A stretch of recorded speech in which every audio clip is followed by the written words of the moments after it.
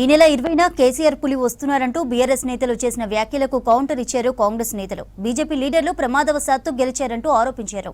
ప్రధాని మోదీ దేశాన్ని అమెరికాకు తాకట్టు పెడుతున్నారని విమర్శించారు. మహిళల మీద చిత్తశుద్ధి ఉంటే ప్రత్యేకమైన బిల్లు పెడితే మద్దతిస్తామని స్పష్టం చేశారు. డీలిమిటేషన్ బిల్లును పెట్టి మహిళా రిజర్వేషన్ బిల్లు పెట్టామంటూ బీజేపీ ప్రచారం చేసుకుంటోందని మండిపడ్డారు.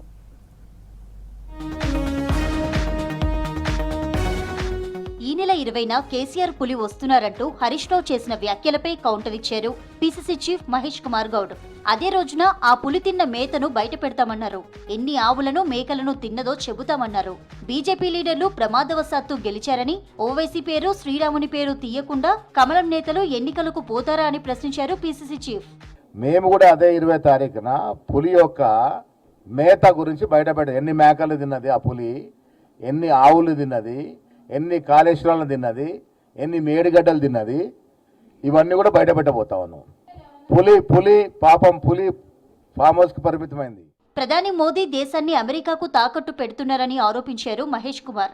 దక్షిణాది రాష్ట్రాలకు అన్యాయం చేయాలని మోదీ చూశారని అన్నారు. రాహుల్ గాంధీ, ఖర్గే తీసుకున్న నిర్ణయంతో దక్షిణాది రాష్ట్రాలకు న్యాయం జరిగిందని చెప్పారు.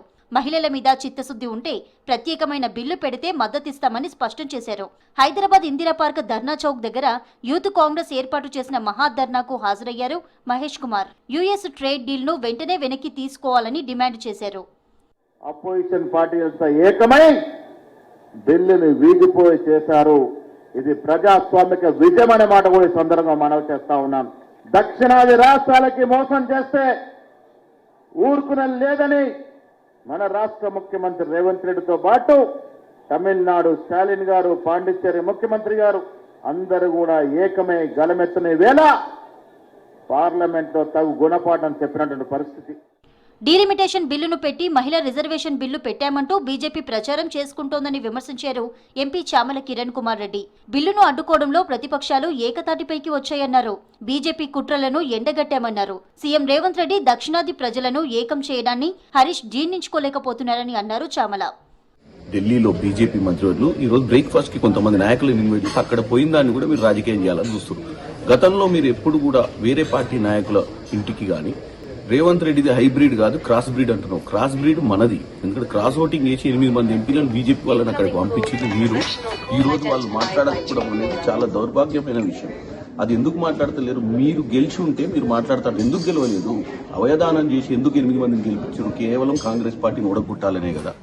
సీఎం రేవంత్ రెడ్డి ఇంటి ముందు బీజేపీ నిరసనలకు పిలుపునివ్వడం దుర్మార్గమన్నారు ప్రభుత్వ విప్ ఆది శ్రీనివాస్. మహిళలపై బీజేపీకి చిత్తశుద్ధి ఉంటే మహిళా బిల్లును విడిగా పెట్టాలని డిమాండ్ చేశారు. మహిళా బిల్లు ఆమోదం పొందకుండా ఉండాలన్న ఆలోచనతోనే ప్రధాని మోదీ, అమిత్ షా డీలిమిటేషన్తో కలిపి తీసుకొచ్చారని ఆరోపించారు. తేజస్వి సూర్య తెలంగాణపై చేసిన వ్యాఖ్యలను కిషన్ రెడ్డి, రామచంద్రరావు సమర్థించారని ఫైర్ అయ్యారు. నిజంగా వాళ్ళకి చిత్తశుద్ధి ఉంటే డీలిమిటేషన్తో కలిసి మహిళా బిల్లు ఎందుకు పెట్టినరో మహిళా తల్లుకు సమానం చెప్పవలసినటువంటి బాధ్యత భారతీయ జనతా పార్టీ పైన ఉంది. ఈ నిరసన లేదో మీరు నరేంద్ర మోడీ ఇంటి ముందు పెట్టమని చెప్పి మేము డిమాండ్ చేస్తా ఉన్నాం. ఈ నిరసనలు మీరు అమిత్ షా ఇంటి ముందు పెట్టాల్సినటువంటి అవసరం ఉంది. దేశాన్ని రాజకీయంగా కబలించేందుకు బీజేపీ చేసిన కుట్రలను ఛేదించామన్నారు ప్రభుత్వ విప్ వేముల వీరేశం. అన్ని పార్టీలను ఏకతాటిపైకి తీసుకొచ్చి బీజేపీ కుట్రలను అడ్డుకున్నామన్నారు. మహిళా బిల్లుతో డీలిమిటేషన్ బిల్లు తీసుకురావద్దని సీఎం రేవంత్ ముందు నుంచి చెబుతున్నారని చెప్పారు. ఇండియా కూటమి మా రాహుల్ గాంధీ గారి నాయకత్వంలో నిన్న పార్లమెంటులో బీజేపీ యొక్క ద్వంద్వ నీతిని, ద్వంద్వ వైఖరిని ఎండగట్టిండ్రు, తూర్పారబట్టిండ్రు, బీజేపీకి బుద్ధి చెప్పారు. బహుశా భారతదేశంలో మోడీకి స్టార్ట్ అయినటువంటి కౌంట్ డౌన్ గా మేము భావిస్తా ఉన్నాం. గత 10 ఏళ్లుగా కేంద్రం రాజ్యాంగ హననం చేస్తోందన్నారు ఎమ్మెల్సీ అద్దంకి దయాకర్. సీఎం రేవంత్ పెట్టిన హైబ్రిడ్ ప్రతిపాదనపై కనీసం ఆలోచన కూడా చేయలేదని అన్నారు. మణిపూర్లో అనేక మంది మహిళలు చనిపోతే ఎందుకు మోదీ, అమిత్ షాలు వెళ్లలేదన్నారు. దక్షిణాదికి సీట్ల పెంపు అంటే ఉత్తరాది నేతలు భయపడుతున్నారని అన్నారు. అధ్యక్ష తరహా పాలన తెచ్చి మోదీ అధ్యక్షుడు కావాలని అనుకుంటున్నారని మండిపడ్డారు అద్దంకి. తెలంగాణనే కాదు, భారతదేశంలో కూడా చీలికలు తెచ్చే ప్రయత్నం చేస్తున్నారు. యూత్ కాంగ్రెస్ గా రేపటి రాజకీయ భవిష్యత్తు మనది కాబట్టి ఇలాంటి సన్నాసులను తన్ని తరమాల్సిన అవసరం ఉన్నది. రేపటి రోజున మళ్ళీ అధికారం వస్తే ఆ అధికారంలో మీలో చాలా మంది భాగస్వామ్యం కావాలని చెప్పి నేను కోరుకుంటున్నా.